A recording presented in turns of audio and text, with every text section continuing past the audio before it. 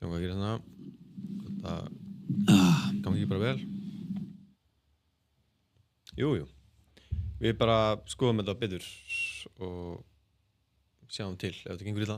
Er ekki bara? Jú, algjörlega. Já, kæra hlustandi, það er 5. lotan sem heilsar ykkur í annað skipti í þessari viku á fallugum sumardegi. Fyrra skiptið í þessari viku.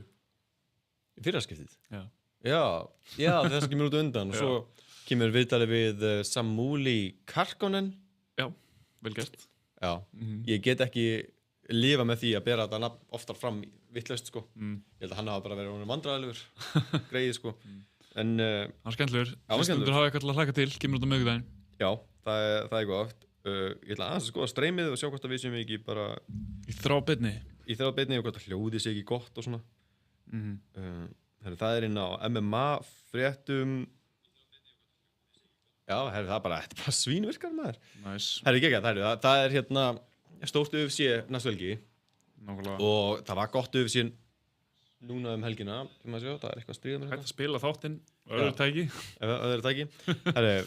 Það var eiginlega svona stórbrótið UFC núna helgina.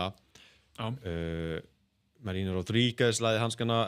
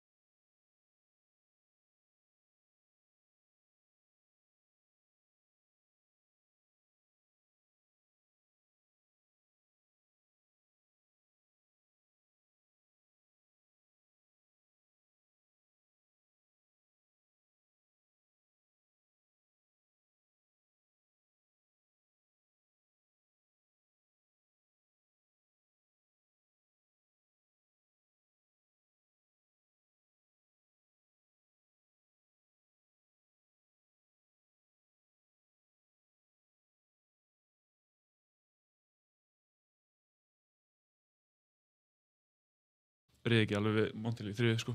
Nei. En mér finnst bara allir bantamweight bardagar skemmtilegir. Mér finnst þetta svo djúp deild að það þarf ekki eins og að vera einhverjir ranked gæjar til að maður hafi gaman af bardagunum sko. Það er bara svo ógeðslega mikið talent í þessari deild.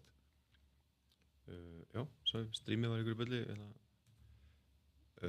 já, ég skil hvort að fara sko, Montel Jackson ég var líka sko, ég var hissa sko hvað Montel Jackson var mikill favourite gegn ósigruðum Marcos. Já, og bara Marcos sem er með þetta geggjaða striking og gott wrestling og einhvern veginn, þú veist, sem Montel Jackson er alltaf líka, sko, en ég sá þetta sem bara, þú veist, 50-50 einhvern veginn. Já, það.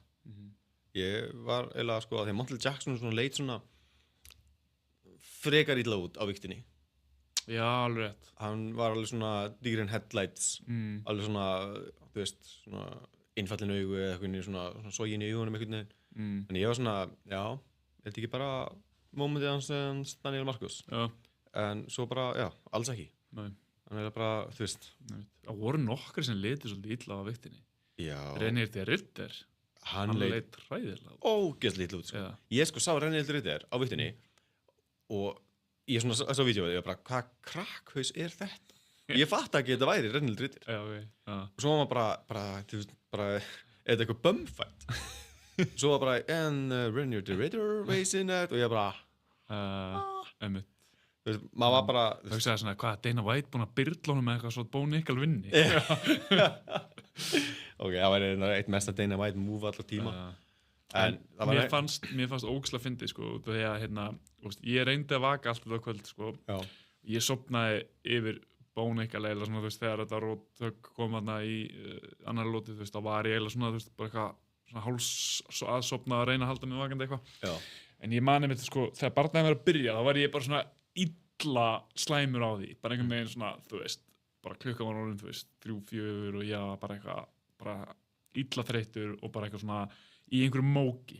Og svo er barndaginn var að byrja og þeir sína svona báða bardagamenn og mér varst þeir báðir bara einhvern veginn í svipuðu væpi og ég heima í sófa, sko. Já, bara þreyttir? Já, bara einhvern veginn svona, Reynir til Ritter stóð einhver svona algjör kjáni og svo kom eitthvað myndarinn að Bo Nickel og hann einhvern veginn svona halla sig eða skringilega og ég var bara eitthvað, er þessi gauðra bara, fucked á því og ég. Já, ok, það var einhverja grimt. Tókst það ekki eftir? Mér fannst það bara einhvern veginn svona líkamstjáning beggja þegar bardaginn var alveg að fara að byrja. Já. Bara eins og þeir væru eitthvað nývaknaði báðir einhvern veginn. Tókst það ekki eftir því? Nei. Ég fór bara yfir það morgunin eftir, sko. Ég var í svona klassísku limbo stuði þegar þú svona, ákveður horfum við sé en ert samt of þreyttur þannig að maður svona liggur við rúmið svona að horfa á það, reyna að sofna ekki þannig að maður svona 50-50 að horfa við sé og að sofa þannig að þú gerir bæði ógeðslega illa. Nákvæmlega. Þannig að maður svona eitthvað, ég man ekkert hvað gerist þessu kvöldi og ég vaknaði ógeðslega þreyttur. Ég var í þeim pakka, sko. Lose dæmi. Já, af því maður getur ekki ákveðið hvað maður vil gera. Ég kannast þetta. Já, þetta er óþolandi. En þeir Ritter afhendi Nickel sitt fyrsta tap á MMA-ferðlurum. Er það búið fyrir Nickel? Nei, Bo Nickel er kornungur, hann var að berjast nokkru sinnum, þú veist. Hann er bara alltaf fljótt komin í UFC. Hann ætti bara að vera í LFA eða, þú veist, eða bara, þú veist, Kate Steele eða eitthvað. Já, það er svolítið það sem ég er að meina, skilju. Svolítið svona, UFC-hæplega svolítið búinn og er menn svona, herðu, nú verður þú bara að fara í LFA eða PFL eða eitthvað. Nei, ég held að það verður ekkert eitthvað droppað, sko. En þú veist, kannski verður hans leið að titilskoti aðeins lengri. Kannski verður hann ekki -1000 favorite þannig að mætir Hamzat eins og hann sagði, sko. Nei, líka bara það hann hafi haldið að hann geti sigrað Hamzat. Já, einmitt og hann alltaf bara, sko, er on record að segja bara að Hamzats wrestling er trash. Já. En Bo Nickel til varnar, þá sýndi hann alveg svona, þú veist, þó hann liti illa út heilt yfir í þessum bardaga. Já. Það voru 2 moment í bardaganum þar sem að hann sýnir smá færni. Okay. Hann næri honum einhvern veginn niður, hann eitthvað svona grípir fótinn á honum. Hann er eitthvað svona að wrestla við hann og hann næri grípir fótinn á honum og komast í betri stöðu. Og svo man ég ekki alveg hvað staða var uppi en hann endar svona að ná bakinu á til Ritter standandi. Sem var svona tvent, sem var svona, ok, þú veist, hann kann eitthvað, sko. Já. En náttúrulega, strikingi hans er ekki gott og ég skildi ekki alveg þarna, þú veist, þegar þetta er alltaf gerast þannig í annara lótu. Hann er einhvern veginn uppi búru og Ritter að kýla hann og hann er einhvern veginn bara svona, er ekkert með hendurnar upp eða neitt og er bara einhvern veginn svona láta kýla sig og ég bara eitthvað, ég skildi ekki alveg svona, þú veist, var það eitthvað bodyshot sem kom áður sem að var eitthvað, þú veist, að trufla hann og þexna voru hendurnar niðri eða eitthvað, þú veist, ég skildi ekki alveg. Já, ég held að hann sé bara rosalega svona pjúra wrestler og hann finnst bara ekkert rosalega gott að láta kýla sig. Nei, klálega ekki. Og bara, og svona, og saman eins og með hnýðir sem var klára hann, skilur við. Þá var hann heldur bara með báðar hendurnar niðri einhvern veginn, en annars, sko, og hendurnar hann sé ekki að gera þetta viti og þetta er bara reynsluleysi. Og svona, þetta er bara svona, þegar var rössjaðin í UFC, áttur að vera eitthvað svona All-American glímukall, bandarinsk glíma er bara ekki nóg, þú veist, að vera svona pjúra wrestler, sérstaklega ef þú mætir Renny Ritter, en mér finnst Ritter bara gera óslega vel að bara vera, að bara endalaust að spyrja Bo Nickal einhverja spurningar, af því að þú veist, þið klínsaðan uppbúri, til að byrja með, þá veit Renny Ritter ógeðslega stór. Já. Hann er fáránlega stór í þessari deild og Bo Nickal var bara, þú veist, átti bara langt í land, þú veist, hann bara, þú veist, outmuscleaður þarna, þú veist, hann var minni og outmuscleaður og bara held ég styttri bara á allra kanta. En já, en þess að Renny Ritter vera ógeðslega duglegur svona eins og að fara í klinsi við hann og bara ef að, bara svona, ef að missir underhook að, sækja þá, bara grafa underhook hinn megin eða eitthvað, ef Bo Nickal snýr þér þá snýr hún strax tilbaka og ef Bo Nickal, þú veist, tekur double underhooks og gefur hún með hníi og eitthvað svona, hann bara með svör við öllu. Góður að blanda höggum inn í þessi klind, sko. Já, mjög góður og bara alveg einhvern veginn bara, þannig að þegar Bo Nickal var svona að reyna að glíma hann upp í búrið, þá var hann bara endalaust bara með svona spons og hendin ykkur höggin, spons og höggin og mér fannst bara, þú veist, Bo Nickal bara líta rosalega þreyttur út í lok lótunar, fyrstu lótunar og bara eins og hann væri bara, heyrðu, hvað get ég gert á móti sem gæði? Að hann bara snýr mig við, þú veist, bara ef ég ger þetta þá snýr mig bara við og kýlir mig og ef ég ger þetta þá snýr þessi bara við og kýlir mig og eitthvað og er bara svona endalaust, þú veist, hann er ekkert eitthvað svona dundar í hann er bara endalaust að gefa honum eitthvað svona högg í maga og þá er maður svona, ok, þannig að þú veist og svo í fyrstu leitinu sáu eiginlega að, þú veist, Bo Nickal getur ekki glímt hann í gólfinu, þú veist, hann nær honum í gólfið, Ritter reversa stöðinni og þannig Bo Nickal hefur hugsað bara, ok, hann á mig í gólfinu, í svona pjúra gólfi Ritter á hann líka standandi og svo þegar fara að klinsa upp í búrið þá átti hann líka þar, bara með endalaust af spurningum og svörum og bara miklu reyndari og fljótari að hugsa. Ég var að meta, sko, að Bo Nickal reynir eitthvað svona gillotín. Ég var svona að meta bara svona hálfparting hvort hann var að leyfa honum svona smá og það hann vissi að hann gæti bara svona skramla út úr og svo enda í geðið góðri stöðu. Þú veist, og það mér fannst einhvern veginn svona, þú veist, Bo Nickal ná þessu gillotíni allt og auðveldlega og ég bara, þú veist, það getur ekki verið einhvern veginn, er þetta kannski bara að leggja upp gildru fyrir hann? Bara þú veist ekki að klára með gillotíni, þú veist, það langar að púla gard og ég lendi on á fattari, þú veist, en ekki? Jú, þessi getur alveg vel verið. Ég get alveg trúið, sko. Já, og hann hafði bara hugsað, eins og því til Bo Nickal er örugglega svona, bara þannig jitsari skilur, hann jumpar svona eitthvað amateur gillotín og Ritter örugglega bara það reyndur, hann getur alveg bara svona, þú veist, rúllað út úr því rauninni, skilur. Svo bara endar hann on og í side control, þarna bara gekk gott skrambul hjá Ritter. Já, og mér það særlega bara svona, veist, einhvern veginn minni mig eins og einhver kallaði eftir hinn, ég man ekki hvort að Bo Nickal hafi kallað eftir Ritter eða Ritter hafi kallað eftir Bo Nickal. Já, hafi kallað hann út? Já. Bara maður ekki? Já, mér það svo minnistætt eitthvað. Mér finnst þeir Ritter kallað út Hamzat, sko, senast. Já, það er rétt í þar. Sem að er bara róleg, hver ekki? Já, en samt svona, þú veist, þeir Ritter alveg að stefna að titlinum, sko. Já, kallaði út Sean Strickland. Já, það er number 2 ranked, sko. Þeir Ritter satt í 13. seti fyrir hann barða. Bo Nickal hefði ekki að komast á rankings með sigri. En þeir Ritter kallar út bara nummer 2, búin að fá besta American Wrestling og vil fá best American Striking núna. Og þú veist, ég held ekki að þetta verið erfitt matchup fyrir Sean Strickland, sko. Ég held þetta líka bara mjög erfitt matchup fyrir Ritter. Já, þú veist, number 2 gæin er alltaf erfiður fyrir alla. Já, algjörlega. Svona stíllinn hans, Sean Strickland, skilur við, þú veist, ég held að þetta er svona gauðir sem er svona auðveldra að mæti í annað skipti heldur en fyrst skipti og ég get alveg ímyndað mér að þegar Ritter mæti fyrst skipti að maður er bara, býttu nú við eitthvað, þú veist, af hverju hann er svo langur og hann er að sparkið mér endalaust og hann hættir ekki að vinna og eitthvað og ég get ekki tekið það niður af því að, þú veist, að hann er bara með ógeðslega gott takedown defense og hann heldur að sparkið mér, skilur ég held að hann sé að skjóta það svo hátt hann þá, sko. Já, kannski, en ég meina, þú veist, að þetta ekki hann er kannski alveg, hann er svona smá eins og DDP hann einhvern veginn, þér finnst hann ekki góður þangað hann vinnur bara alla góðu gaurina og þú skilur einhvern veginn ekki alveg af hverju og hvernig hann kemst upp með þessa hluti en einhvern veginn bara heldur hann áfram og vinnur gaura þannig að ég held bara að Sean Strickland Reinier de Ridder væri bara flottur fæti sko. Já, nema náttúrulega de Ridder náttúrulega 13. sæti sko, hann er að fara að tegja sig ansi hátt sko. Þú veist já, en þú veist Adesanya var náttúrulega kallað út Sean Strickland daginn, þannig að það geti mjög vel verið barðaði sem eru sett saman sko. Já, mér finnst það líklega sko, að þeir vilja run it back sko. Kannski að Ridder nær einum góðu sigri að móta einhverjum svona 8. og 9. sæti þú veist, þá geti hann unnið sér inn þá Já, Paulo Costa, Brendan Allen Marvin Vittori Það finnst það svona margir á leiðinni sem eru betra bett sko. Eða svona Já, og svona, þú veist Marvin Vittori, Paulo Costa þetta eru winnable fights fyrir Ridder sko. Sérstaklega Vittori sem er svolítið búinn sko. Aron Frans eitthvað að ljúga okkur að hann var að koma comeback sko. Já, helvítið Aron Frans maður Frans bröðið maður, svíkull Aldrei hlust á fætira þegar kemur að fætin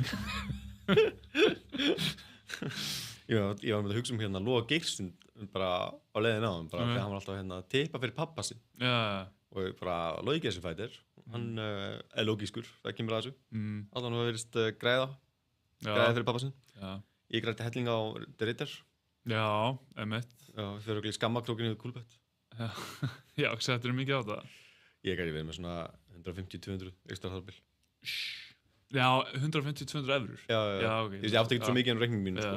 Ég var búin að vera að tippa eitthvað á íslensku boltan og svona taka allt sem ég grætti og svona hlaða á þennan barða sko. En reikningum mín skaust upp þannig að ég get leift mér aðeins með hennu Nú, Þetta var Það var gaman að betta næstu helgi með þér Já, sammála En talandi Izzy samt sko hann er farin að æfa með David Goggins Já Þú veist, er það því það Izzy alveg búinn og hann er að púla Tony Ferguson á þetta? Nei, ég held að hann sé bara svona bringa bara eitthvað svona nýtt intensity inn í kampið sitt sko. Já Þú veist maður, ég sá líka einhver vídeo sem hann er bara eitthvað að æla í fötu Goggins er bara eitthvað á stigavélinni bara Gætra svo því sko En þú veist það sýnir hvað Goggins er fucking alveg hörkutól sko. Bara hérna margfaldir UFC champions er bara ælandi í fötu og því þið höndla ekki stigavélina með honum þú veist, bara eitthvað sem að þú veist, ok, stigavélina er reyndar alveg killer sko, ég veit ekki hvort þú að prófa svona stigavél sko Jú, ég hef alveg prófað hana en ég hef ekki tekið eitthvað æfinga á hana en ég hef alveg, þú veist stíði nokkuð þrep Já, sama hér sko, ég hef ekki tekið eitthvað svona bila session á því sko en ég hef alveg heyrt að fullt fætir að gera það, taka bara stigavélina þannig að þið bara detta niður döðir sko Já Prófum það. Já, prófum það. Report back. Já, og veiði að hvað getur við ennst lengi á stigavélni? Ég og þú? Já. Já, það getur verið skemmtileg keppni. Við getum, hérna, þegar við tökum prógramið með Nico, getum við gert þetta stigavél kardió keppni einhverja. Já. Nei, ekki? Svo fáum við bara svakalega rass og með mér eftir þetta. Já, ekki. Já. Er ekki Davíð svona landsliðsþjálfari? Er hann ekki alltaf á stigavélni? Jú, ég segi eitthvað í stóri hjá honum. Heyrðu, hann á afmæli í dag, til hamingju Davíð. Já, í alvörunni, sjáttu Davíð. Auðvitað. Kóngur. Já, við glemum því ekki. Gekja. Hérna, maður sjá, hvað eru hérna, klúsnum er góðu? Santiago Ponzinibbio, knocked the fuck out. Já, ég ætla að það er snert að vita, sko. Já, ok. Hann er 22 í MMA. Einmitt. Að mæta, sko, 0-7 Bo Nickal. Já. Og hann var sko double champ í von. Já. Og mæta Bo Nickal, skilur við. Að fólk hafi bara verið bara, já, Ridder hafa ekki sens. Nei, já, ég veit að hvað var hann 4,5 ég finnst ég var svo vitlaus að gera ekki bara gott bett á hann einan ég var eitthvað svona að setja, þú veist, einhver paralys og eitthvað svona dót og, þú veist, vann ekki neitt fattri svona bett átti maður bara að betta eitt og sér, svona eftir á maður vitur eftir á ég var vitur fyrirfram það er rétt, en hann fær performance-an eðbónus vel til komið Daniel Rodríguez móti Santiago Ponzinibbio en ég ætlaði fyrst að segja með Reinier de Ridder að þú veist þessi 2 töp þetta er bara móti Anatoly Malikin bara sem var bara einhver triple champ í one og bara einhver besti bardagamaður í one bara fyrr og síðar og þú veist og hann er að fara upp vikt til að mæta honum sko. Það eru 1-2 töpina sko þegar hann er að fara upp vikt þannig að þú veist, já, það er glórulaust að hann hafi verið einhver 4,5 underdog í þessum bardaga sko. Alveg fáránlegt sko. En það bara Já, bara fáránlegt. En hann er svo mikill sigurvegari eftir þetta. Núna allir bara, þú veist, allt Bo Nickel-hæpið fór eiginlega bara á The Ritter lestina. Og bara ótrúlega hvað menn hafa bara snúið baki hrætt við Bo Nickel. Og nú mynd þú snúið baki við rennir The Ritter. Þú er bara helvítis hæblest maður, þetta er bara eitthvað one trash. Nei, alls ekki. Ég var svona, ég hafði mikla efasemdir hann, sko. Já, ég líka, sko. Já, en svo hugsa maður tilbaka þegar bara hann söbbaði Kevin Holland. Bara rýna ekki tjókaðan. Eitthvað Gunnar reyndi og gæti ekki. Já, og svo horfum maður á Kevin Holland gegn Gunnar og maður svona, ok, áhugavert. Og Ritter bara, hann tók bara á Kevin Holland og snýtt honum. Já, en það er alltaf í milliveitt. Í milliveitinni, vissulega. Og líka bara hvað hann er stór, sko. En talandi Gunnar Nelson, þá gerðist skemmtilegu hlutur helgina að hans erki óvinnur, Ponzi Nibio, var rótaður. Djöfull var það gott maður. Gott í hjartað, sko. Vel gert D-Rod. Já. Og ég sendi Santiago Ponzi Nibio á eitthvað seðil og ég var djöfis fucking föðurlandsvíkar eftir maður. Já, ég veit það. Og djöfull var það gott á mig. Já, einmitt. Var aldrei að geta það. Það er svo gaman að sjá Ponzi Nibio róta. Já, einmitt. Og standandi upp, halda hann sig ekki rótaður, bara þú ert víst rótaður. Já, en það var svo gott stoppage. Já. Og svo kemur hann, hvað er það stopp að borða? Stendur upp og bara hrýnur á búrið, sko. Einmitt. Það náði svo góð mynd, sko, það er svona D-Rod er bara svona öskrandi og svo sérðu bara, hann Ponzi Nibio einhvern veginn bara halli í svona 70 gráður fyrir aftan hann alveg þetta Ég elska þetta Ponzi Nibio bara, já, myndast svo illa stundum eins og það Kevin Holland róðaði og endaði með rassinum í loftið eitthvað þetta var svo indislegt sko. En já, sko, en er D-Rod hvað er að gera við D-Rod? D-Rod er bara svona skemmtilegu mid-level gaur sem er til í að fucking bróla en hann er ekkert að fara neitt, þú veist, er hann ekki orðin ákveðlega gamall, hann var að byrja einhvern rap career, hann labbaði út við sitt eigin lag og ætlaði núna bara að labba út við sín lög og hann er að fara að gefa út einhverja plötu og eitthvað, en þú veist, já, hann er 38 ára, þú veist, hann á ekkert marga barða eftir, sko, þú veist, greila kom með fókusin eitthvað annað líka, en samt ég meina, þú veist, kemur þarna og fer í fucking stríð og róta mann, þú veist, hann er hefur eitthvað ennþá fram að færa en hann er svo sem ekkert að fara neitt lengra þetta heldur sko. Já, hann er ekkert að fara að mæta einhverjum ungum prospect, hann er bara að fara að mæta einhverjum gaurum á svipuðu reiki og hann sjálfur og koma með eitthvað gott gameplan svona, og þess mæta svona Ponzi Nibio. Ég væri til að sjá hann mæta Gunna, það er náttúrulega stóð einu sinni til sko. Þeir áttu að mætast hérna í mars 2023 Það var eitthvað vísa issue að það ekki Býtu, sko, Gunni átt að mæta Daniel Rodríguez en mætti í staðinn Brian Barberina. Já. D-Rod eitthvað, ég man ekki nákvæmlega hvað gerði sko. Nei.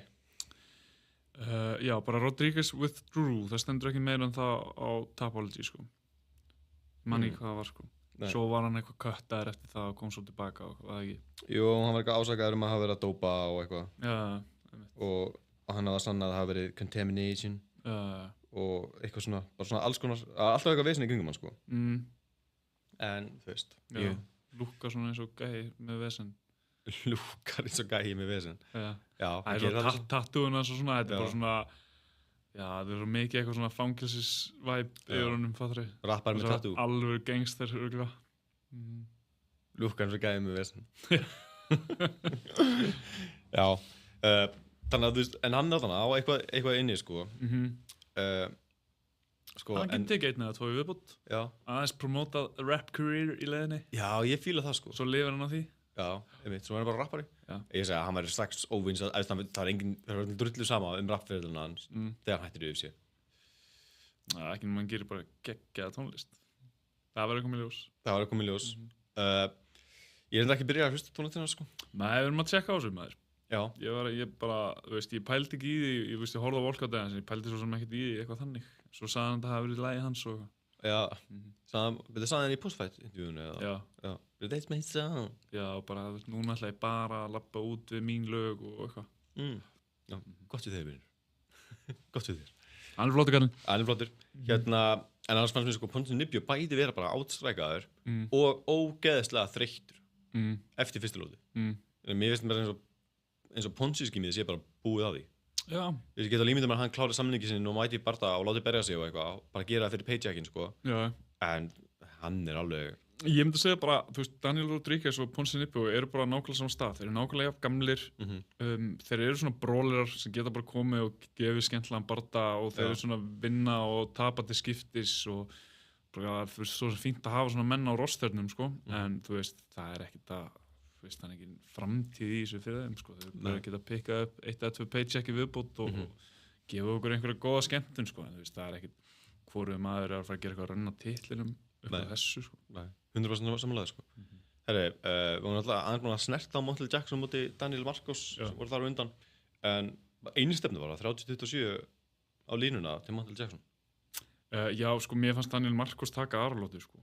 Þú veist, ég man ekki alveg nákvæmlega hvernig það var, ég var þreyttur og klukkan var margt og eitthvað, en mér fannst svona Montel Jackson taka fyrstu lótu og svo Daniel Marcos ákvað svo bara komin í aðra lótu með meira wrestling og það var að ganga upp hjá honum sko, var að ná einhverjum takedowns og var í betri stöðu og svona, þú veist, mér fannst hann alveg taka aðra lótu, þannig að mér var skrítið með þetta 30-27, það var bara across the board, var það ekki? Allir dómarar. Allir. Já, mér fannst það smá skrítið, kannski var ég eitthvað aðeins og þreyttur. En mér fannst Marcos allan að eiga eina lótu sko.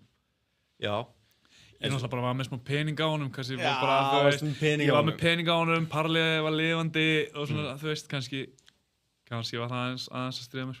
Já, það gerir það sko, það lítar mann svolítið sko. En mér fannst það að taka þessi aðra lótu sko, ég var alveg vissum á sko. Já. En greinilega allir ósamlega Já, allir dómararnir. Já. En það er bara eins og það er, en sko, mér er þessi bardagi bara ekkert minnistæður. Nei, og svo bara, veist, þriðarlótan var bara, þú veist, Montel Jackson að taka hann í wrestling. Já, það er ekki bara wrestlingpressa á eitthvað. Já. Einstaklega, ég var að hissa sko að ég bara, já, veðbakkanir og Tapology fanvótin voru bara allir á Montel Jackson. Og ég bara, þú veist, en Daniel Marcos var ósigraður. Já, en þú veist, Montel Jackson búin að vera, þú veist, er á fucking runni, hvað er það, 6 bardagar í röð núna? Já, þetta er 6 bardagar í röð. Þú veist, og síðustu nöfn, þú veist, okkur, núna bara hann Daniel Marcos, fyrir það var hann Damon Blacksir sem er góður, þú veist, hinn nöfnin kannski ekkert eitthvað þannig, en hann er alltaf komið núna með 2 sterka sigra í röð, hann er alltaf rótað þarna Blacksir bara eftir 18 sekúndur, já, það svaka sigur. Þú veist, það er náttúrulega bara, þú veist, þá kemur hype og, þú veist, en alveg hype er alveg worth it, sko. Já, sko. Sammála, sko, hann greinilega bara... Það hann er worth the hype, segi ég. Já, ég sammála, þannig að hann er spennandi. Algjörlega. Já, það var svolítið hrætt yfir það. Sherry Sidney sigraði Cameron Smotherman. Cameron Smotherman, ekki sami Cameron Smotherman og síðast. Nei. Bara, ég var mjög spenntið fyrir svona gæja eftir síðasta bardaga. Já. Mér finnst þetta bara léleg framminnstæða, leiðilegu bardagi, ekkert minnistæðir, þannig. Já, mér var sko... Ég var að fylgja sem Sidney, sko, að ég þekki neil ekki, sko, ég er svona einhvern veginn, þetta er bara radarinn minn fyrst skipti núna, sko. Mér fannst hann bara mjög skemmtilegur. Og ég fílaði það sem ég var að sjá, sko. Bara svona hreyfingar og svona líður eins og þessi gæi sem hefur alveg kíkt á Corey Sandhagen playbookið og svona gæti alveg verið að svona taka ykkur blaðsýrur frá honum. Já, einmitt. Svona hreyfingar og olbúa og svona, þetta var svona... Hann er skemmtileg fætir, sko. Já. Hann mætti með þarna Garrett Arnfield í síðasta bardaga, sko, sem er líka skemmtileg strækir, sko. Og vann hann á Split. Þannig að þetta er eitthvað gæi, sko. Já. Skemmtilegur. Ég skil ekki okkur hann ekki að berjast samt hérna, okkur hann var að berjast núna en ekki næsta helgi, af því að næsta helgi er náttúrulega í heimalandans. Já. UFC tekur svona furðulegar, við hvaðan er hann þurr? Kanada. Það er í Kanada næsta helgi. Ég skil ekki okkur sett hann ekki á Kanadakarði. Já, það er... Bara rísandi stjarna og... Já, ég skil ekki alveg okkur beður ekki viku með þetta. Já, það er stórfurðulegt. En það taka svona furðulegar ákvörðunir. En talandi heimamanninu og allt það, sko, það var einmitt Jeremy Stevens komið tilbaka. Á móti Mason Jones. Það var svakalega fætt. Það var rosalega var það. Þetta var the people's main event. Einmitt. Fuck maður, ég var með sko Jeremy Stevens by KO. Já. Og annað sko Jeremy Stevens í þriðlótu og hann var ekki langt frá þenn á KO-un í annar lótu. Bæði munst ekki fara á flug í lótunni. Þú veist, mér fannst Mason Jones svona aðeins svo mikið til í að standa í pocketinu og treyta með hann. Fyrsta lóta, Mason Jones tekur hana klálega, að Mason Jones tekur allar þessar lótur líka. Hann tók það svolítið á svona í kickboxing rangeinu. Og var bara að blanda spörkunum sínum gett vel saman og bara ógeðslega flott stræking á honum, sérstaklega spörkin. Svo í annarri lótu, þá er hann til í að koma nær Stevens og bara svolítið gefa Stevens miklu meiri sens en hann hefði þurft að gefa honum, sko. Já. Og Stevens alveg nær honum nokkur sinnum ágætlega sko. En Mason Jones gaf Stevens svo mörg þung högg sem hefðu droppa marga sko. Þú veist, hann át bara snúningsolbúa bara beint í smettið. Og hann bara bara hvað hefur meira fyrir mig bara, þú veist, svo mikið góðum höggum og spörkum og þú veist, spörkum í andlitið í hausinn segi ég og þú veist bara fuck maður, djöfisins hörkutól Jeremy Stevens. Þetta durability sko. Alveg bara, hann getur tekið bara endalaust mikið af punishment sko. Og líka bara hits like a truck. Hann fekk eins bardagasamning með UFC. Svona var hann ekki bara komin til að gera þetta einu sinni viðbót fyrir heimakráti sitt og svona, þú veist, ná einu svona loka UFC vonandi ég myndi halda það sko, en núna með sko 19 töp í UFC. Flest töp af öllum, hann bætti með því þannig. Ég jafnaði með því held ég. Og jafnaði það? Ok. Ég man ekki alveg. Nei. Hann er 1-0 contest. Mér grunar að hann hefði svona innan gæsla að tapa gegn Jair Rodríguez en það hefði verið rúlað no contest. Ég er ekki alveg með það hreinu. Minni það, ég held að hann hafi allan að jafna með því. Það er einhver greinum þetta á Talksport. Ég er sem ekki mikið að fara yfir núna sko. Mason Jones er alveg one to watch. Já maður. Ég fíla sko þegar menn byrja UFC, er droppað, fara, þú veist, ná sér reynslu. Hann slótt ykkur að 4 sigra í whatever promotion, 11 eða eitthvað. Svo kemur hann tilbaka og bara gjörsamlega buffar Jeremy Stevens. Og svona eftir aðralóti, þá hefur fer hann bara í wrestling og eitthvað svona. Hann bara, ég bara, þú veist, þið vildi sjá mig, þú veist, bara, þú veist, benga bara skipt út á haugum, skilur. En ég þurfti bara að sigla þessu svona, skilur. Bara the smart way. Hann var svo mikið til í bróli til að byrja með, sko, og þú veist, og eftir fyrstu lótu, fyrir aðra lótu, þá heyrir maður þjálfarinn að segja við hann eitthvað, þú þarft ekki að, takk það bara niður, þú ert með betra wrestling og eitthvað, svona, bla. En hann bara eitthvað, hlustaði ekki til þjálfarinn sína, fór bara inn í símaklefann með Jeremy Stevens, sko. En svo eftir aðra lótu, fyrir þriðja lótu, þá segja dómarinn aftur bara, nei, hérna þjálfarinn bara, þú veist, takk það bara niður, bara, þú veist, þú þarft ekki að taka á eftir, bara. Og þá hlustaði hann bara á þjálfarinn sína, tók hann niður bara um leið. Og öll þriðja lótan fer bara í það að hann er tekinn niður og er að reyna að standa upp, næra að standa upp, tekinn aftur niður. Bara, þú veist, öll þriðja lótan fór í þetta. Ég var svo mikið að vona að hann væri til í að bara fara aftur í símaklefann með honum, sko. Þegar ég var bara með, þú veist, KO í þriðju lótu, bara þetta var fucking skemmtilegt. Þetta var geggjað fætt. Það var geggjað fætt. Ég mæli mig að horfa á hann. Mér finnst gaman að sjá Jeremy Stevens aftur. En það er alveg gali að fara með símaklefanum að þegar sko Jeremy Stevens hefur ekki verið að gera neitt annað yfir síkastin nema boksa. Og var í eitthvað svona boxbról með honum. Bara herri, ég ætla að spila inn í styrkleikana þína. Sko, Jeremy Stevens kjálkabraut Eddie Alvarez í Bernakul í síðasta bardaga, sko. Og hann er búinn að vera bara smóka alla hana. Hann er svakalegur.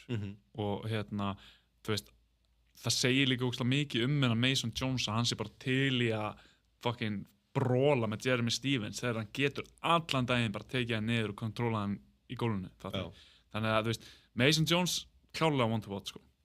Hvað er hann gamall? Hann er 30, þetta er bara gæði sem er eftir præmið sitt og bara, ég er mjög spennt fyrir að sjá hann gæði aftur. Já, ég samanlega. Þetta er bara, hann er alveg svona proper fokk, sko, það er svona rammi á honum, grjótharður. Hit like a truck bara. Nákvæmlega, og eftir svona mínútu 2 í fyrstu lótunni, þá hugsaði maður bara Stevens er aldrei að fara að lifa af hann barda, hann er mögulega ekki að fara að lifa af þessar lótu, fattar ég. Þú veist, bara virkilega flott allt sem að Mason Jones gerði. Ég bara get ekki tala nógu vel um hann, sko. Nei, ég samanlega. Veist, hann er bara geggjaður. Herru, viltu stikla eitthvað á stóru í prílimis og eitthvað? Já, beilum á Jönu Santos og Missy Tate af því að sá bardaði sökkaði.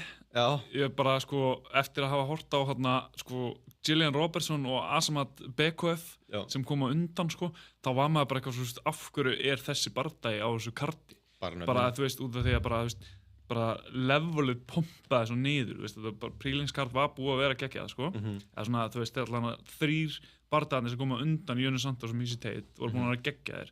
Og maður sá bara hvað levelið pompaði lengst niður þegar þær mætti í búrið. Ég reyndi að fíla eitthvað Missy Tate mætti inn í bardagan bara eins og bankareikningurinn væri í nulli sko, bara veist, eins og Gianna Santos skuldaði henni peninga bara veist, eins og hún hefði þú veist bara sparkað í hundin hennar eða eitthvað, fattar þau, hún mætti þarna inn bara alveg bara snældu vitlaus en svo bara svo tók Gianna Santos þægilega yfir hennar barða og ég veit ekki alveg hvað Miesha Tate var að gera þarna eða þú veist hvað hún að reyna eitthvað comeback eða langaði henni að taka langaði henni bara að joina Jeremy Stevens í One Last Dance eitthvað eða þú veist hvað er hún að spá hún keppti í desember 2023 já, hún var að íhuga eitthvað svona comeback og að ef Ronda Rousey myndi koma tilbaka þá myndi þær mætast já, þær mættust á UFC 200, það ekki? Jú, ég man ekki alveg hvernig á UFC en það er mæst tvisvar sko. Var það ekki co-main event á UFC 200? Já, getur vel verið sko. En það mættist alltaf tvisvar sko. Nei, það er rangt hjá mér. Það var í Strikeforce og UFC 168. Það er rangt hjá mér, en ég held að Miesha Tate, hún mætti Núñez á UFC 200. Já. Þannig að svona, þær eru báðar bara svolítið búnar sko. Já. Bæði Gianna Santos og Miesha Tate sko. Þetta hérna, Gianna, eftir hún rebrandaði sig sem Santos, þú veist, hún hét eitthvað svona einhverju... Kunitskaya. Já, þegar hún hét það var hún spennandi. Svo kom þetta rebrand, það Santos rebrand og hún hefur einhvern veginn ekkert sýnt neitt að viti síðan þá.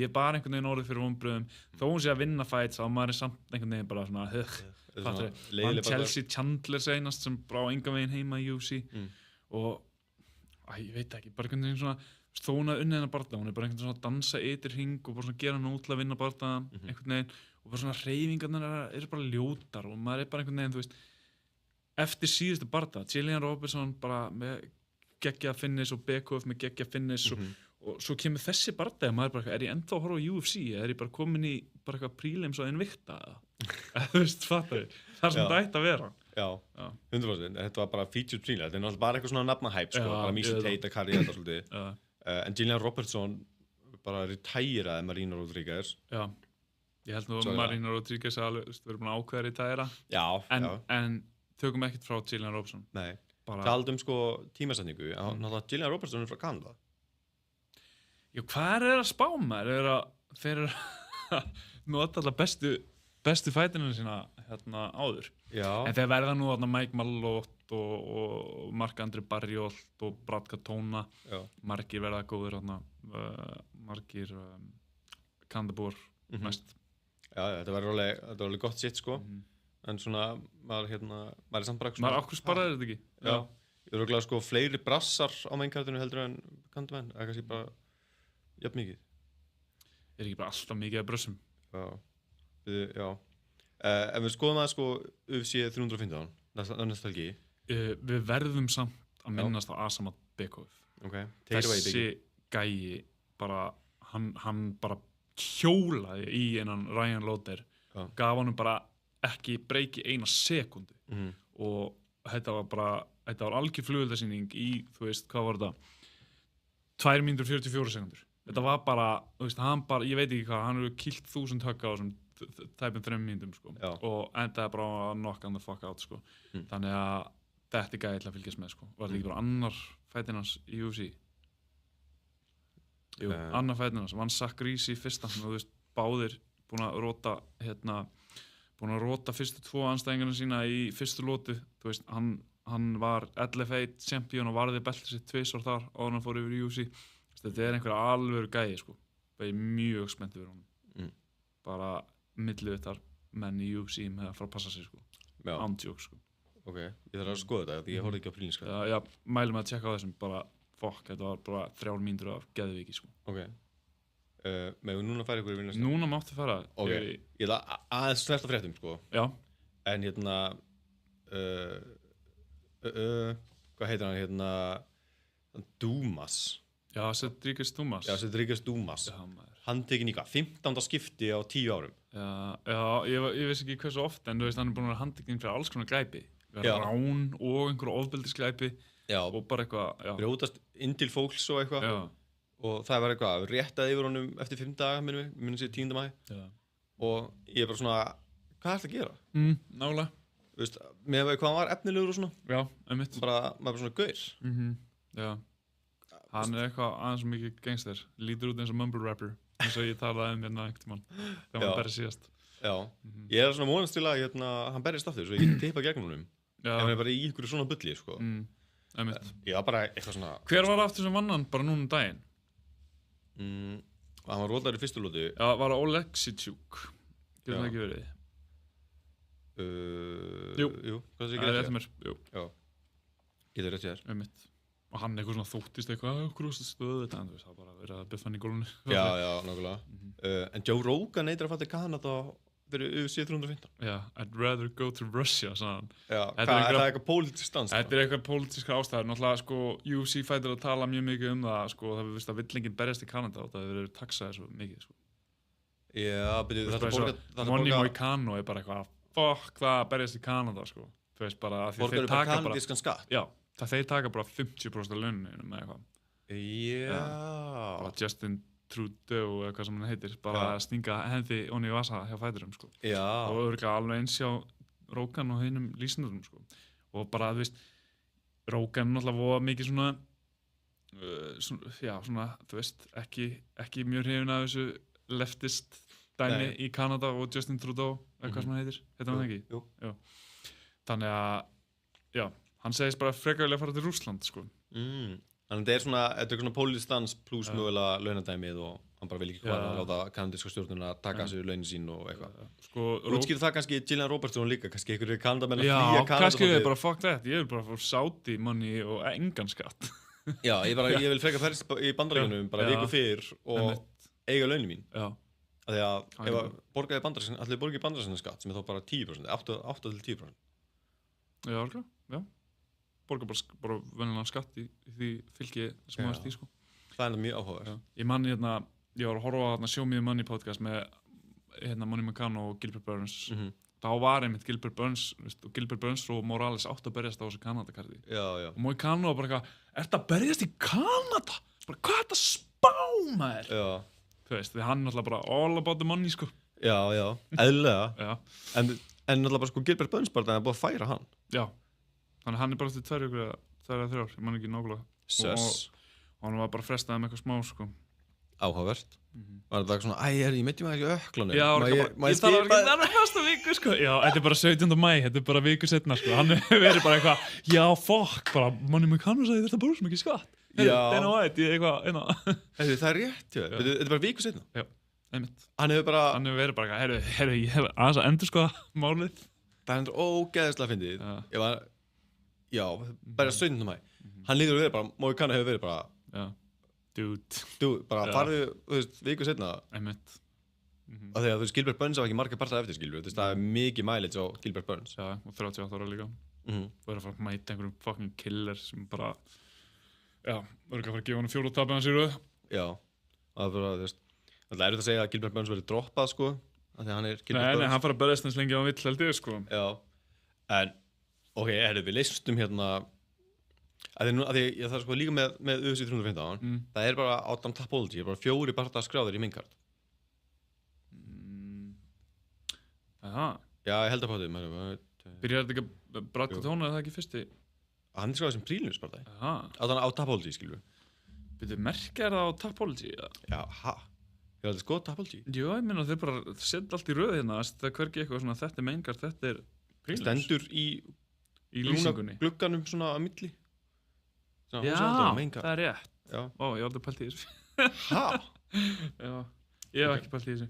Já, ok, það er kannski bara út að Burns datt út og... Já, þeir eru eftir eitthvað örgulega endur að þessu. Þá hendaði bara Katona þarna í... Já, Mike Malott. Ég meina, sko, já, Mike Malott, Mark Andri Barriolt eða Brad Katona, allir þessi gaurar gætu endað á mainkartinu. En það var náttúrulega sko besti bardaginn sem datt út. Það var Benoit Saint-Denis á móti Joel Alvarez. Hann átti að vera þannig á mainkartinu. Það datt út. Þetta hefði verið besti bardagi kvöldsins. Af hverju datt hann út? Joel Alvarez dróð svo út. Ég veit ekki hvort hann hafi hvað gerðist sko. Nei. Við erum ekki að tjekka það. Ég les okkur til það. Já. En ok, main eventið er Jack Della Maddalena á móti Belal Muhammad. Belal Muhammad, hann býr í Kanada, þegar ekki? Aha! Er hann í Bandaríkjunum? Já, ég held að búið í Bandaríkjunum, sko. Já, ok. Ég bara, maður ekki, hann er ekki bara að gefa mér heimilsfangið sitt, sko, en mér myndi það einhvern veginn. Hann er í Chicago. Já, sem er í Kanada. Já, núna minn. Bandaríska landa fara hann í kikkinn. Bandaríkjamannin sjálfum. Já, hvernig sér þetta fara? Veistu, ég bara veit það ekki. Ég bara hef ekki hugmynd, sko, út af því að sko, ég myndi halda að Belal Muhammad ætti að geta bara tekið það niður og grænda út eitthvað hundlegilegan sigur, en svo segir Belal að hann ætli bara að stræka og show him the meaning of Canelo hands. Sem er það heimskulegasta í heiminum til Jack Della Maddalena, það er Canelo hands, fattar þú? Maddalena er með svo geggja boxing, sko. Ef hann ætlar bara að standa í boxing range með Jack Della Maddalena, þá er hann bara að henda frá sér beltinu sínu, sko. Já. Ég held að, sko, ég veit ekki hvort hann trúir þessu sjálfur. Mögulega trúir hann þessu sjálfur og gefst svo bara upp á þessu leið og barndaginn byrjar og hann er bara búin að éta bara einhverja uppercuts og, þú veist, bara einhverja geggjustræks frá Jack Maddalena, eða hann er bara að segja þetta til þess að einhvern veginn disarma Maddalena, láta hann að halda hans í á leiðinni í öðvöldan fætt. En ég heyrði Jack Della Maddalena og þjálfarinn hans tala hennar bara einhver klipp á Instagram eða eitthvað. Það sem að, þú veist, þeir eru bara undirbúið sig fyrir wrestling, þú veist, og kampið snýst bara það. Og, þú veist, ef Belal langar að stræka, þá er það bara kærkomið söður, bara, já, ef langar að stræka, þá getum við gert það. En við erum að undirbúið okkur undir wrestling, bara það, sko. Eðlilega, ógeðslega langdregin, leiðilegan wrestling, bara það. Sástu þegar Jack Della Maddalena svæfði Craig Jones á æfingu? Heyrðu, já, ég sá það. Bara, það var vilt, sko. Já, mjög vilt. Ætli hann sé búin að taka svona mikið stökk í gólfinu? Já, alveg spurning, sko. En, þú veist, já, það er spurning hvort hann leyfi líka bara Belal bara, kannski prúna bara gard. Pulli bara gard á móti Belal? Já, og bara, ég nenni ekki að glíma þig, góði bara í gólfið þá, eða langar í gólfið, góði bara í gólfið. Já, heldur Maddalena sem er betra jits, eða? Ég er svona bara alltaf verið, ég er svona að henda astnaður hugmynd svona út í kosmosin. Sko ég einhvern veginn ger mér ekki alveg grein fyrir hversu gott jits sem Belal er. Nei. Út af hann einhvern veginn reynir ekki að gera neitt. Hann bara tekur menn niður og bara einhvern veginn dræhömpar þá bara, fattar ég? Já. Þú veist, hann er ekki að gera neitt. Hann gerir aldrei neitt. Nei, þetta er leiðilegasti champion allar tíma, sko. Mér finnst Merab líka leiðilegur. Nei. Ég ætla að segja, ég veit að þú elskar Merab og ógeðslega margir. Þú veist, þetta er bara eitthvað takedown og ekkert meira og svo bara eitthvað crossfit-æfing. Já, horfðu aldrei á CrossFit-hópinn? Nei. Ég reyndar horfið þegar að íslensku stelpunar að keppa. Já. Ég veit ekki hvort það heitir CrossFit-hópinn eða hvað það heitir. Já, það eru nokkrar það eru games og eitthvað. Tanja eitthvað og Sara eitthvað. Já. Ég horfði á það, sko. Já, Sara Sigmunds og... Já, nákvæmlega. Já, Katrín Tannar er enda... Djöfull, þú með þetta á hreinu, maður. Já, þú ert sem ekki CrossFit-gæi. CrossFit-gæi. Já, Katrín Tannar er enda ólétt. Já, það? Já, ok. Við erum með kærastál í 2 ára eða eitthvað. Ok. Þú ert alveg inn í þessu, maður. Já. En já, ég held að það er svona, þú veist, animist... Vá, herru, þetta er ekki CrossFit-podcastið. Neymdroppa er allar. Já, en animist er svona, þú veist, hún er búinn, skilur við. Okay. Svona semi. Já, það. Er hún gömmulega? Hún er ekkert búinn, en hún er ekkert verið að vinna games. Katrín hann er nú ólétt, þannig ég efast hún keppi.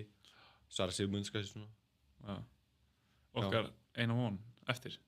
Já. Hvað með strákan? Er engin strákar í þessu? Jú, það er... Hvað heitir hann í Mjölni? Einhendi?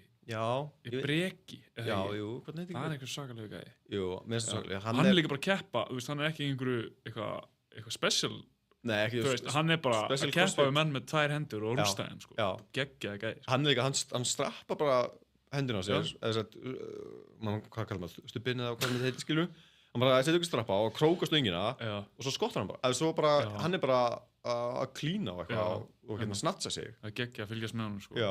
Alveg bara svona, þú veist, þetta er svona definition af, þú veist, phrasinu þarna, and what's your excuse? Já, algjörlega. Þessi gæi maður fucking hetja, sko. Hann er geggjær, ég elska svona típur, sko. En, sko, nú erum við svona ADHD-kastina. Sko, ég bara vona svo innilega að Jack Della Maddalena sigri Belal Muhammad. Já, þá fær líka Íslam að færa þessu upp. Já, nákvæmlega, verður smá hreyfing á þessu, sko. En ég er, að því að, sko, Jack Della Maddalena, sko, braut þessu hendina. Já, hann braut úlliðin. Já, úlliðin. Kláraði þann bardaðan, en fekk svakalega sýkingar og eitthvað svona vesen. Það var búið langt ferli, sko. Maður veit ekki alveg hvaða Magdalena er að fara að koma tilbaka. En þú veist, bein gróða tilbaka sterkari. Þú veist. Já, úlliði líka. Já, ég hef brotið á mér úlliðin og hann bara varð góður og áður. Og olbóin, segi ég. Var það olbói? Já, mér minn það. Ég myndi að væri bara, úlliðis bara alveg, sko bara beinið alveg í tvenn. Já, eða svona milli olbúa og úliðis. Neðri handleikur sem maður. Ég reyndi að brotnaði ekki svo illa. Nei, bara kannski sálinni svona. Ef að sjá hvað Coolbet segir þetta. Já. Ég var að fylgjast með hérna. Það með þetta tilbúð hérna. Jú, ég alltaf með þetta. Alltaf með þetta. Jack Della Maddalena 2.75 á Jack Della Maddalena móti Belal Muhammad. Já, I like those odds, sko. Já, ég skild alveg. Þú veist, já. Hvað Belal er 1.48. Já, ég skil alveg þessu odds. Jack Della Maddalena 2.75 er sexy, sérstaklega eftir að hafa heyrt Belal segja eitthvað svona rugl eins og hann ætla ekki að skjóta í 1 takedown. Gonna show him the meaning of Canelo hands. Ég fæ bara svo mikið cringe-kast. Þessi gaur er bara svo mikið cringe-fest. Ég þrói ekki baka allan daginn. Hvernig getur þú verið svo astalur? Ég veit það. Og ég er að segja það, skil. Já. Þetta kemur sko astalurst á. Það er líka svo fyndið fattar. Það var hvort það var síðasti bardagi á Jack Maddalena eða einhverjum öðrum, allan einhver svona contender bardagi í veltuvittinni. Hann alltaf svona mæti inn í ringin og eiga eitthvað moment stoppar og security af því að það veit enginn hver hann er. Þú veist, það er alltaf bara saman hver það er, þú veist, champions alltaf mæti inn í ringin, það er eitthvað svona number 1 contender fight, fattar þau? Bara það sem er alltaf gert núna, þú veist, Sean O'Malley og Merab átt svona moment, Adesanya og DDP átt svona moment, þú veist, það er rosa mikið gert úr þessu og hann var bara, hei, nú mun ég eiga svona moment og security bara, hei, vinnur, þetta er bara fyrir þá sem er með í þessu. Áhörundur fá ekki að klúra hérna yfir, sko. Fattar þau? Man bara, hey, I'm champion. Allir bara, yeah, right. Hvað auðli er þetta? Fuck, maður. Ég sé svo mikið af cringe-klippum. Já, einmitt. Af Belal Muhammad. En við svo ekki að, Merab Dvalishvili á ennþá jakkan hans. Já. Sean O'Malley. Fór Sean O'Malley bara heim, bara bera ofan. Bara jakkalaus allan. Og bara fokkin Merab tók jakkan. Og bara mikið baller move, sko. Já, það var cool að hann myndi lappa inn í honum. Það var geðveikt. Ef maður myndi sjá svona, ef hann lappar inn í stadiumi svona myndilega á honum, hann er bara í jakkanum hans. Það er mest að, sko, ef ég get tippað á að hann gera það, 100%. Hann er 100% að fara að mæta hann hefði getað gert það síðast. Já. Hann gerði ekki þá. Nei, hann gerði ekki þá. Ég myndi gera það núna. Ef þú myndir hringja hann, gefa hann með þess að geggjuð hugmynd, þá myndi hann að gera það. Og bara byrja hann, eða? Ég elska Merab, ég ætla ekki að segja þólan ekki sem bardaðamann, en mér finnst leiðilegt þegar það eru champions í deildum, sérstaklega bantamættur upp á deildinni, sko. Mér finnst leiðilegt að champions sé einhver svona gæi sem er ekki reyna að drepa fólk, er bara frekar að reyna að vinna bardaðan. Mér finnst það smá leiðilegt. En ég hef ógeðslega gaman á þessum gæja, hann er ógeðslega fyndinn, ég elska að fylgjast með honum á social media, alltaf ég sé hann pop upp á social media, þú veist, þá horfi ég á vídeóin og þetta er alltaf bara hann að flippa og vera ekki að fyndinn og skemmtilegur, gera grínina Sean O'Malley og I have very nice time with Sean O'Malley in jacuzzi. Mást ekki því? Hann sagði þetta á einhverjum blaðamann að fyndi þegar voru bara einmitt að kynna þennan bardaga, sko. Og bara I have a nice time with Sean O'Malley in jacuzzi, eitthvað. Svo sagði hann eitthvað, ég vona við verðum vinir svo við getum haft meira nice time in jacuzzi. Funny guy. Coleman event, flyweight, Valentina Shevchenko móti Manfirot. Já, því miður held ég að mín kona Valentina Shevchenko sé ekki fara að koma vel út þessum bardaga. Ég held það líka. Ég held að Firo sé að fara að stöffa öll takedownum og ég held bara að Firo sé betri striker og ég bara svolítið eftir að písa hann upp, sko. Ég finn líkt að finna sig, sko. Og já, ég veit ekki alveg með það, sko, en ég hef áhyggjur af, sko, þessum 37 ára aldri. Hérna Valentína er alltaf 37 ára gömul og þú veist, og Manfirot er bara skrimsli. Hún er skepna, sko. Já. Hún er algjör skepna. Þannig ég held að þetta haldist svolítið svona strækning, sko. Og veist, ekki nema hérna hún takit einhvern veginn á reynslinu sko en mann bara þú veist á móti Rose Namajunas og þú veist Rose hafi brotið á sér einhvern putta eða hendina í bardaðinum í Frakklandi bara smókaði Rose smókaði Erin Blanchfield Erin Blanchfield átti aldrei séns þannig að þetta er svona ef einhver á að taka beltið af Shevchenko þá væri það Manfred. Já, ég held að gera það sko ekki nema Valentína Shevchenko eftir að komin með bara þú veist einhver svakalega fellur ná henni niður. Ég held ef hún næri henni niður þá gæti hún unnið hennar bardaga.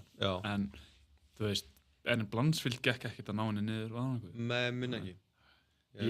Ég sé fyrir mér að hún stöffi öll takedown og þú veist, eins og sé finnlíkt að finna sig, það er erfitt að klára Shevchenko sko, en ég held að Shevchenko eigi eftir að vera bólgin og blá og marinn eftir hennar fætt sko. Ég held hún eigi eftir að vera lamklæssu. Mér finnst leiðilegt að segja þetta Valentína Shevchenko, hún er fucking legend sko. En ég sé þetta ekki alveg enda fyrir hann sko.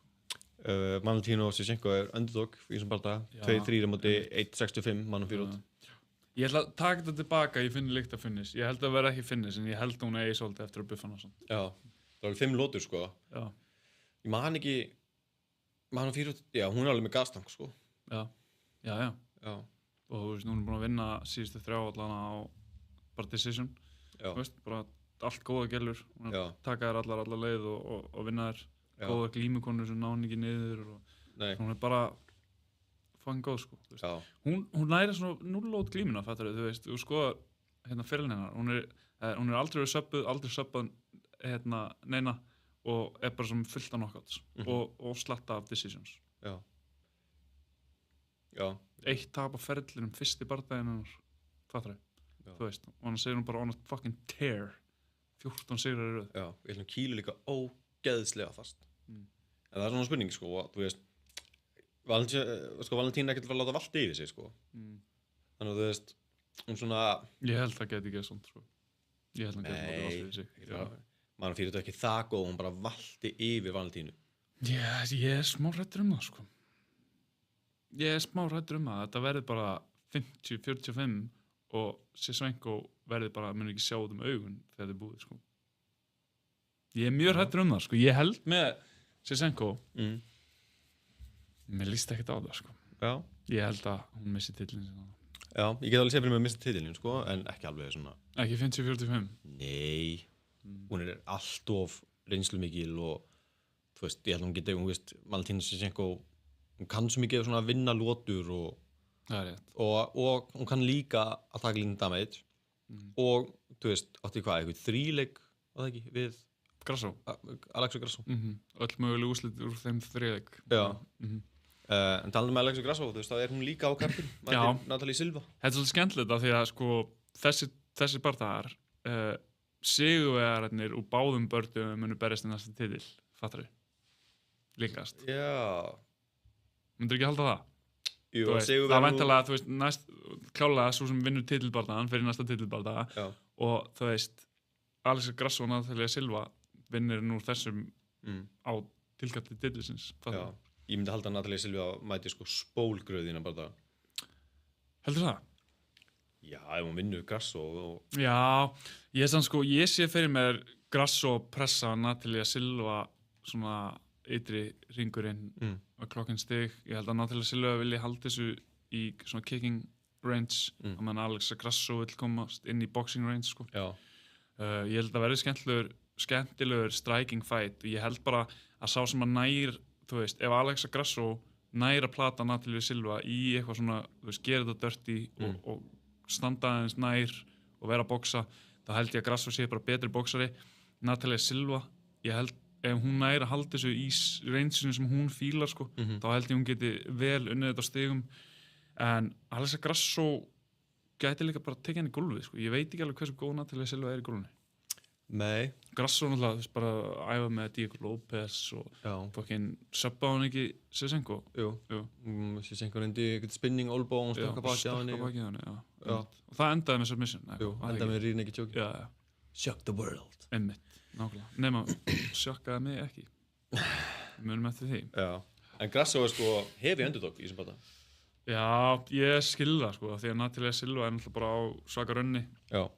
Á meðan að svona Grasso náði svona háum hæðum og svo fór það niður sko. Og þú veist, leit alls ekki nógu vel út í síðasta bardaga á móti Shevchenko sko, með hvernig hún var flott í fyrir sko, fyrir tveimur. En mér finnst svona að Natalia Silva hefur ekkert mætt, þú veist, dömi á sama kaliberi og Alexa Grasso. Mætti Jessica Andrade síðast sko.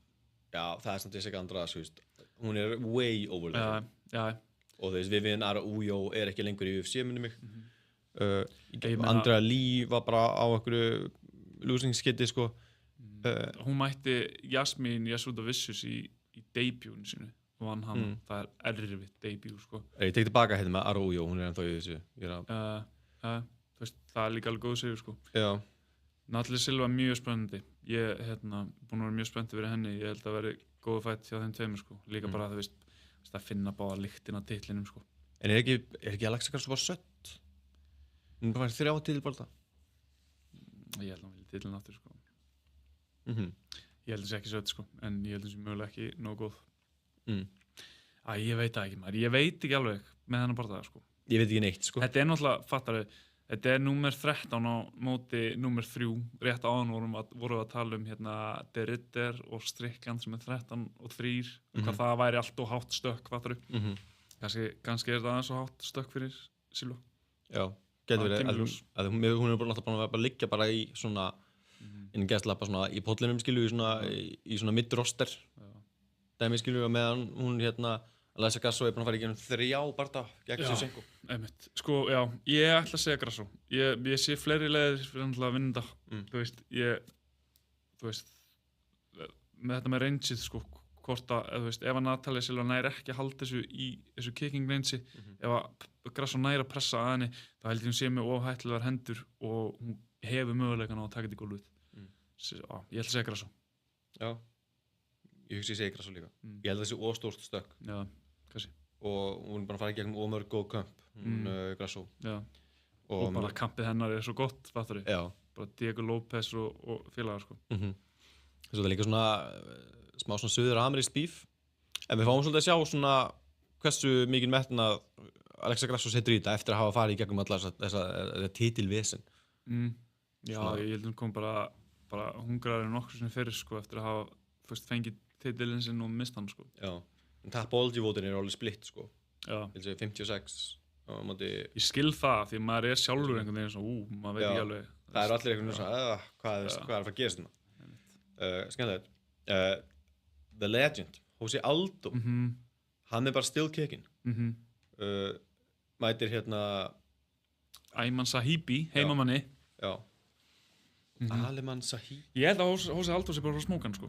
Ég veit að Sahibi alveg góður sko, hann alveg, þú veist, hann alveg með knockout power fyrir bantamveit sko, allan að, manni eftir að hafa síðan droppa einhverja gaura. En ég held að Jose Aldo sé sko með of gott takedown defense fyrir hann. Meins að þú veist, Pedro Munoz var að stöffa takedown hans í síðasta bardaga sko, þó hann hafði reyndar unnið hann sko. Já. Þannig að hann ekki að taka Jose Aldo niður, hann að fara að stræka með Jose Aldo. Ég held að Jose Aldo bara takir það. Já, ég alveg samanlega sko, Ayman Sahibi sko 37 ára, 12-2 og Jose Aldo 38 ára. Aldurinn kannski ekkert eitthvað. Nei, bara svona, þú veist, allan svona aldursbreytan ekki til staðar, skilur. Nei. Og reynslan Jose Aldo megin. Og maður svona... Og ekki bara reynslan, heldur. Tækni. Já, tækni og getaun og Jose Aldo fucking Jose Aldo, sko. Já. Þannig að ég svona... Mér Sahibi bara svona solid, svona well-rounded gæi, sko. Já. En, þú veist, takedown hans ekki það góð til að hann nái Jose Aldo neður og strikingið hans ekki nóg gott til að hann vinni Jose Aldo og stigum í standandi fæti, sko. Nei. Og bara þessum menninni sem ég get ekki ímyndað mér að Ayman Sahibi sé að fara að henda ykkur í Jose Aldo og Jose Aldo bara, wow, ég hef aldrei séð þetta þau. Wow, þú heldur góður í þessu. Nei, einmitt, ekki, þú veist, ef að Sahibi skildi koma okkur óvart og vinna hann að barða, þú veist, þá held ég að það sé frekar út af því að Jose Aldo væri að byrja að slippa heldur en eitthvað að Sahibi sé betri en Aldo, eða þú veist, Aldo sem við höfum séð í síðustu barðum mun taka Sahibi sem við höfum séð í síðustu barðum. Já, Jose Aldo vann sko Mario Bautista. Nei, hann átt að vinna hann. Dómarinn gáði Bautista. Já, en hann segir að Jonathan Martínez. Já, Jonathan Martínez. Það var sko fyrsti bantamveit bardaginn hans. Já. Nei, fyrirgefðu, hann tók Nei, hann er alveg búinn að taka nokkra bantamveit. Hann var í náttúrulega featherweight áður sko, en hann er alveg búinn að taka Jú, hann er alveg búinn að taka fullt af bantamveit bardaginn. Já. En bara svona með hvað hann getur tekið sko svona ungu strákana. Já. Þú veist. Já, og bara tvisvar í fyrra.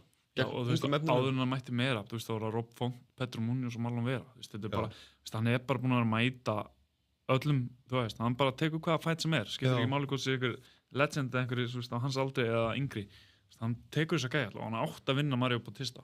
Bautista var bara með hann í klinsu fyrir búrið og gerði ekki neitt, sko, hann var alltaf að reyna að taka niður, Jose Aldo varðist öllum felltilraunum. Mér finnst það vera effective grappling, þú veist, að verjast öllum fellutilraunum.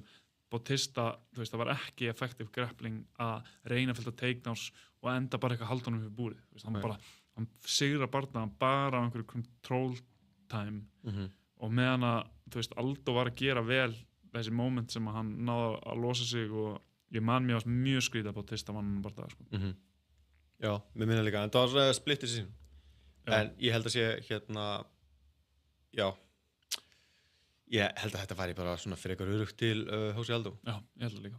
Ef við segja hvað Ísbjörn segir. Ísbjörn segir 1.43 Jose Aldo á móti 1.95. Er það ekki bara svolítið sanngjarnt?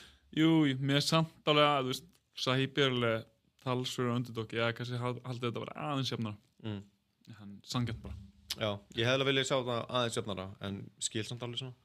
Maður hefði verið til í aðeins meira en 1.4 fyrir parleiðið sitt, sko. Já. En ég myndi segja að ég var að fara að hamra þetta. Þú ætlar að setja Aldo og parlay? Já, ég sé eitthvað meira þarna sem er spennandi. Þú veist, kannski 2 bardagar saman eða eitthvað. Ég væri til að setja sko Firo, Aldo og Maddalena á parlay. Já, það verið gott parlay. En samt, hérna, Alex Grasso, hún er 2.9. Það getur verið góður underdog til að henda parlayið sitt, sko. Grasso, Aldo og Firo, það er official 50 lótu parlayið, það ekki? Nei, wow, slakað þú á. Já, leiðum bara ákveða þetta.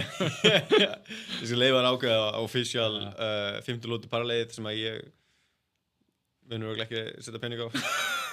En hérna, eitt sem að ég væri til að setja parlayið mitt væri Marc-André Barriault á móti Bruno Silva.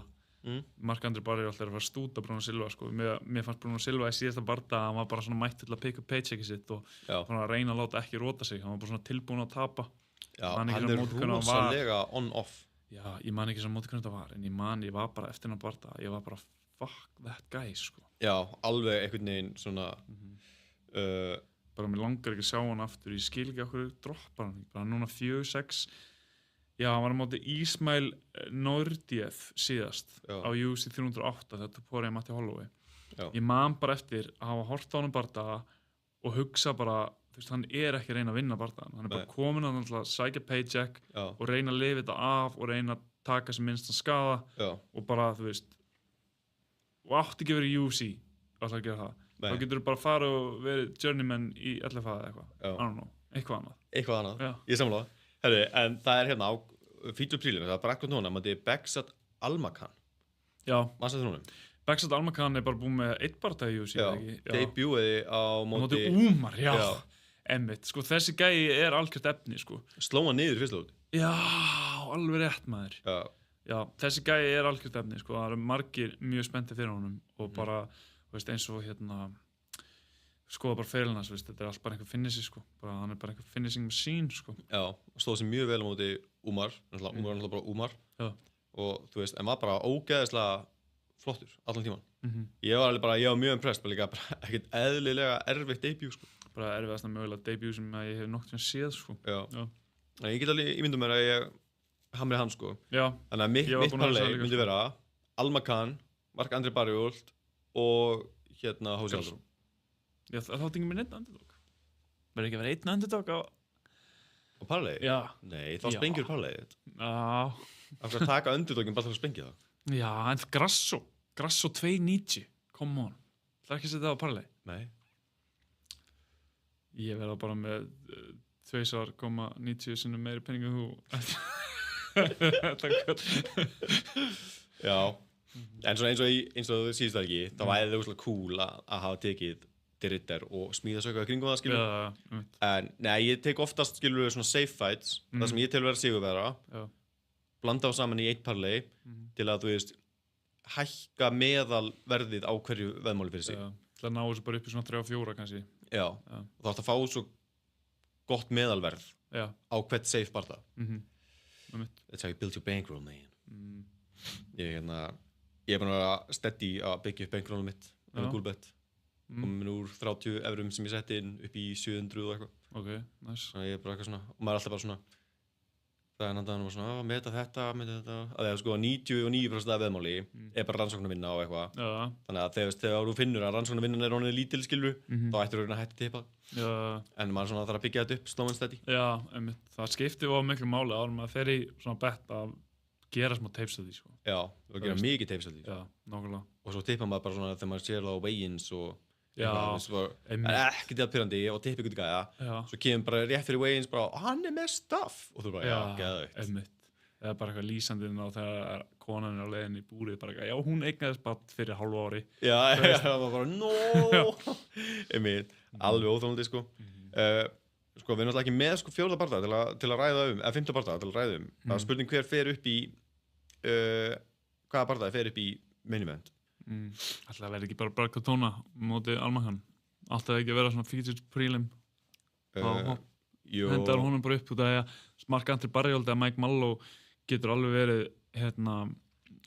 verið featured prelim, sko. Ég held að Mike Mallow á móti Charles Rodke eftir að vera svakaleg fight, sko. Bara báðir solid gaurar, sko. Já, ég held að þessi bara komnir til að bara slögga þetta út, held ég, sko. Ég held að hvorum maður sé eitthvað að skjóta takedown. Nei, ég sammála, sko. Ég held að verði nokkuð þeim bara þannig. Fullt af brasilíumönnum á þessu kvöldi. Jessica Andrade sem átti Jasmine Jasudavicius, þetta er skemmtilegu kvennafætt, sko. Já, voru ekki að tala um það að bara stöða? Nei, það var einhver sem debjúaði á móti Jasmine Jasudavicius, var það ekki Natalia Silva? Já. Ég fann slá öllu saman maður. Langur dagur. Já, lag mía, ég fann að bylla. Ég get alveg séð fyrir mig líka Jasmine Jasudavicius, geti átt góðan barða hérna. Já, 1,37 og hana. Hvað er the money? Já, gaman að þessu. Ég myndi setja það Jasmine, sko. Já, ég líka. Andrade er ekki alveg sama og hún var, sko. Nei, hún líka bara orðin eitthvað svona jójó, bara alltaf að flakka til milli deilda og eitthvað. Já. Það orðið eitthvað svona hálf kjánulegt. Við þurfum bara að fara að skoða OnlyFans hennar. Hún er farin að græða eitthvað þar, held ég. Hún er alltaf komið með OnlyFans. Þú færði ekki nóg að þessu OnlyFans. Ég elska OnlyFans. Ekki það ég sem er virka áskrift, sko. En ég bara elska Þú bara með svona pay-per-view. Ég bara elska konceptið, sko. Af OnlyFans, að menn hafi verið eitthvað svona, gerum svona plattform, þar sem fólk getur með svona fylgst með athletes, svona, þú veist, behind the scenes og hvað þau eru að gera og eitthvað. Byrjaði það sem það? Já. Þetta var bara fyrir athletes til að sína svona og fá borga fyrir að sína svona, gera auka efni. Já, ég held bara hvori sendingan verið gett sniður, ég held bara að hafa mitt training dot á þessu eitthvað. Ég man ekki hvort það var hvori sendingan, það er einhver fighter sem að er. Já.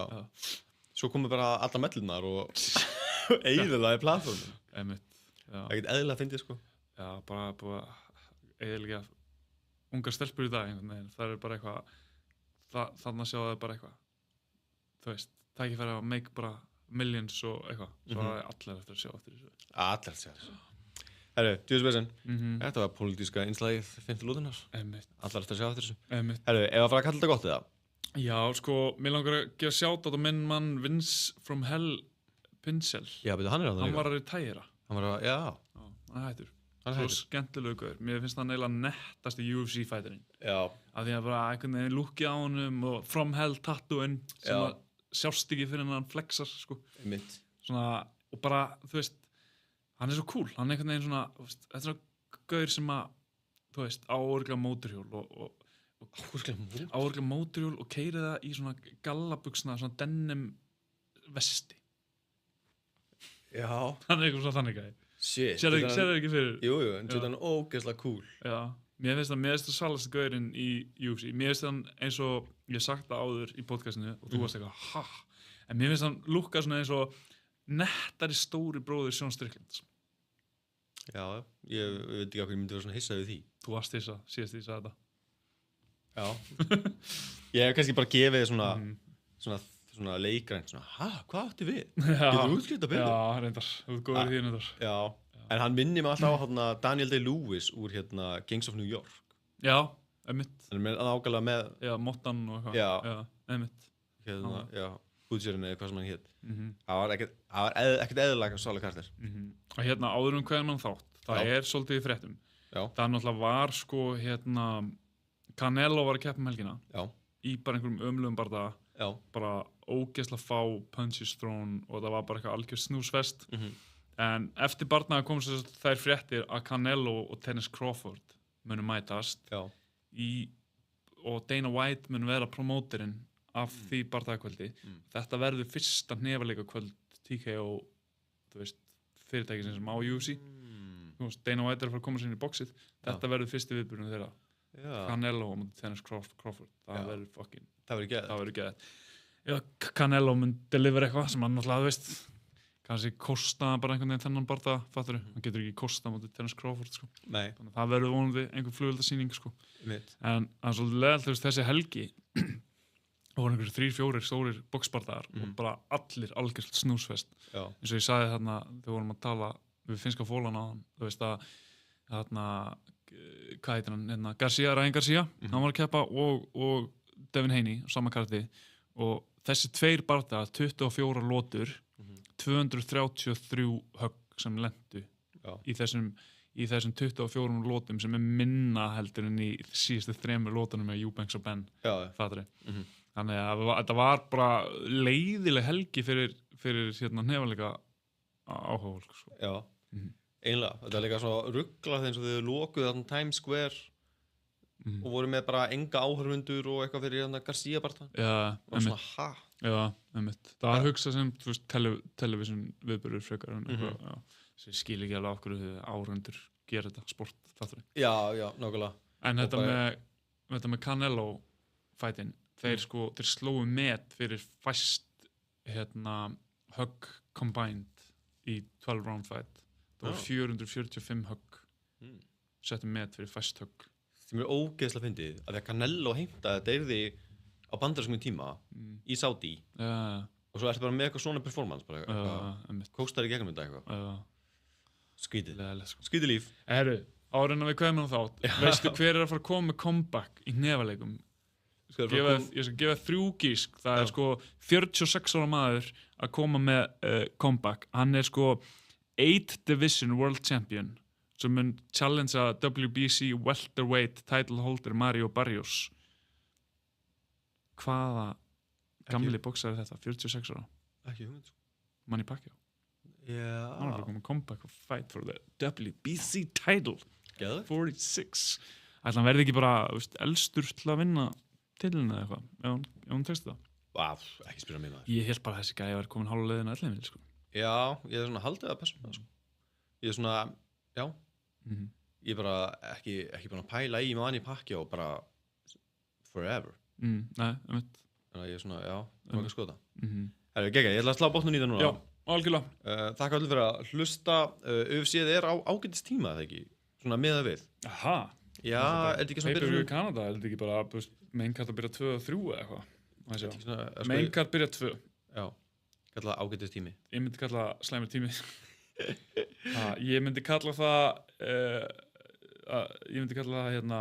sunnudagsmorgun fyrir mig. Já.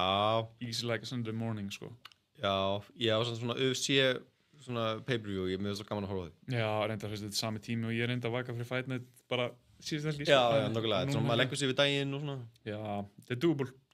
Gæti gert það. Geggjað. Herru, við þökkum öllum fyrir að hlusta, við sjáumst eftir viku liðinni með það sem við gerum upp UFC 315. Nákvæmlega. Og fáum við góðan gest og eitthvað svona skemmtilegt. Já, eitthvað skemmtilegt. Það er ekki bara basic. Stanslust stuð hérna hjá okkur. Já. Við kannski hendum kveðju á sponsorun okkar. Unbroken, Prepparinn, Boxbúðuna, Yngling, Minigarinn, M-Fitness og Myrkun Gluggatjöld. Já, 100% eftir þér. Ekki. Döðum með það. Tjöldum með það. Takk. Fyrir ekki. Ekki máli. Takk að hlusta og bara eigið þið góða helgi.